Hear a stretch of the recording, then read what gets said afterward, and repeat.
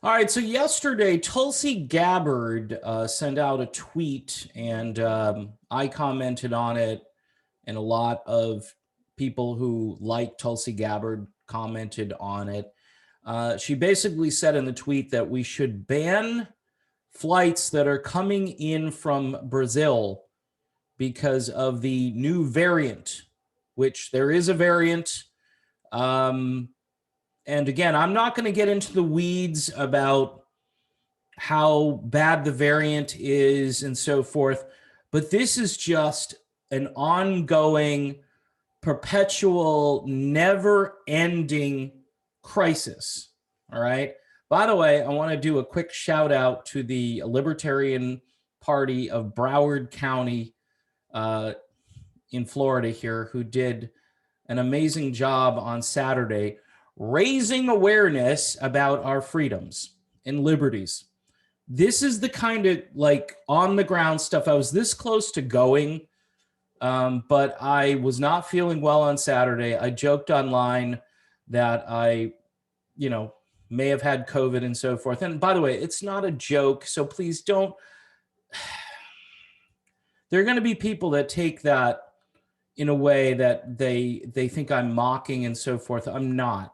I'm just tired of this never ending cycle that we're in.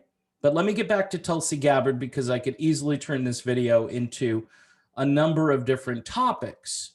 So Trump wanted to ban flights in from countries, right? Countries that had nefarious people, supposedly, that wanted to do us harm.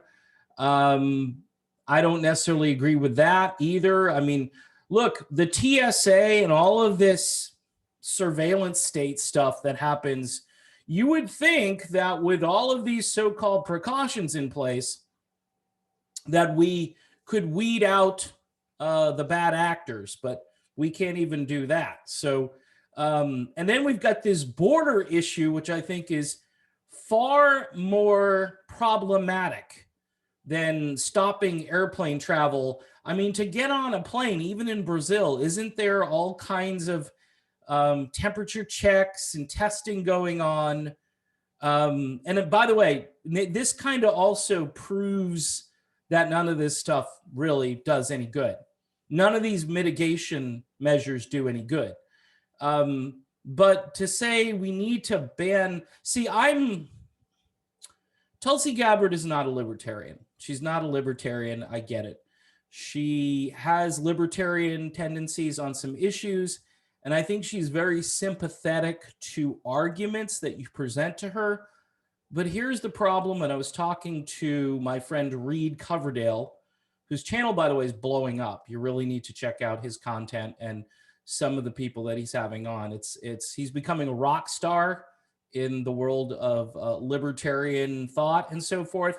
And good for him, because we need more rock stars in various places outside the establishment. And he is working hard and trying to get folks to, pay attention to certain things that I think are really important, whether you're left, right, center, whether you're just not definable.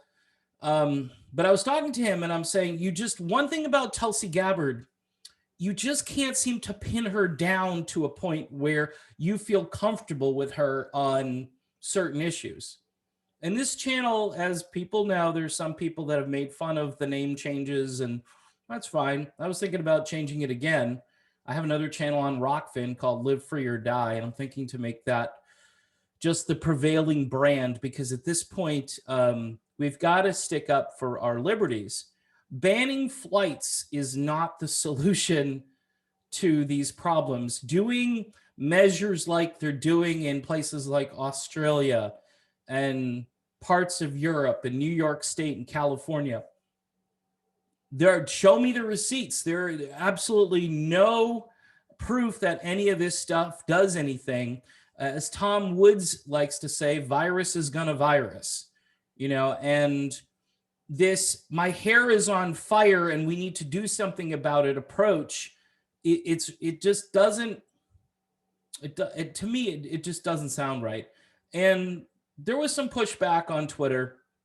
And look, for those of you who are thinking Tulsi is your savior, I think what Tulsi Gabbard is going to end up doing is she's probably going to become a commentator. A lot of people think she'll find a job over at Fox News. She's very friendly with Trey Gowdy. She's friendly with like Mike Huckabee, even though Huckabee's got his own thing on TBN and so forth. But, you know, she seems to do really well with people who are more on the right. And some of those people on the right are very neoconservative to some degree. They're war hawks, or they're okay with the prevailing narrative about, you know, our involvement in certain places overseas. And, you know, Tulsi Gabbard, she ran, her big issue was, you know, stop regime change war. And I think you have to surround yourself with people, or I understand trying to bridge the gap, but if you're constantly hanging with people who are from the old, you know, bomb Iraq group, and you know that song that John McCain sang years ago, the late great John McCain. After a while, I start to think to myself, I really think you need to occupy this lane, Tulsi, this lane of liberty, freedom, and non-interventionalism. I'm not one of those libertarians that thinks that we may never have to fight a war. I'm not saying that. But I am one of those people that thinks that we are feeding this war machine and we have a war-based economy. And what does that have to do with banning flights from Brazil? Well, you ban flights from Brazil, you're putting sanctions on Brazil if you're doing that. And I get it. There is a variant, and we keep hearing about it. And you're not doing anything on the southern border, all right? But you're going to ban flights. So let's make it harder for these people. Let's make them walk through the entire country of Mexico, right, to get up here, in addition to all the other countries they're going to have to come through to get here. And these little kids and so forth. You know, and who's coming here from Brazil? Are they're just citizens from Brazil, or they're Americans that travel to Brazil? Or see, this is where it gets very complicated. And it was kind of surprising that she made that statement. It's kind of a blanket statement. Like, I don't know, when Trump said you can't have flights coming in from certain countries, and that was a different thing. He thought those people were, and I'm not, by the way, I'm not sticking up for what Trump did, but this just calls into question everything about how we've handled this pandemic. It just, I don't want to get, again, too deep into it, because I'll most likely have this video taken down. But I don't know how you feel about it. I just think Tulsi is inconsistent in some places. The endorsement, we can go back to that. You know, you can connect the dots. And the guy who seems to be very complacent when it comes, let the generals do the work. Dr. Shiva. I don't know. I think I did a video about Dr. Shiva on here. Really smart dude. If you don't know who he is, you should check him out. He talks about the not so obvious establishment.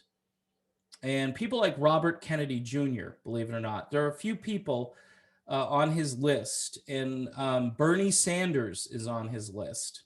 And Tulsi Gabbard, to me, even though she is a far better candidate than Bernie, even though Bernie got a lot more support, kind of operates in the same territory. And even if they're not intentionally being this not so obvious establishment, they end up running interference and creating, you know, enough division in certain areas. So a true, honest to goodness, like third alternative movement doesn't get off the ground. And this has been happening for years and years and years. Only Ross Perot, because he didn't have the opposition, and to some degree Donald Trump because of what he did within the Republican Party. But even Trump, when you think of it now, there are a lot of people that like some of the stuff he did, but they don't want him to be representing that going forward because, you know, he's old and he's divisive and so forth. And that's going to split enough people away where that doesn't go anywhere. You know what I mean? So there are all these different movements that somehow end up getting, you know, sidetracked because of what Dr. Shiva calls a not so obvious establishment.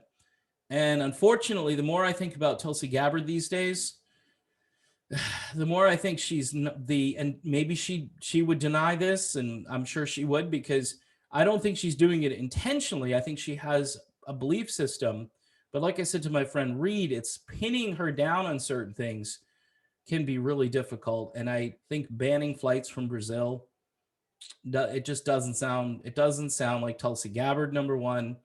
And it's my hair is on fire pandemic stuff, and we need to get to get over that. I mean, states are opening up. Even California, I think, has set a date to open stuff up in June, apparently. So we'll see if that actually happens. But I don't know. Take it for what it's worth. I wanted to do a video about it.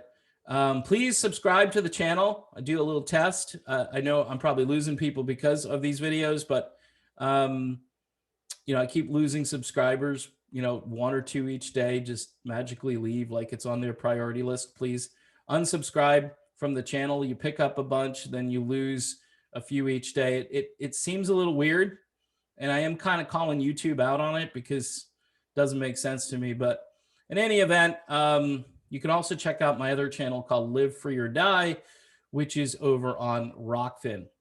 See you soon.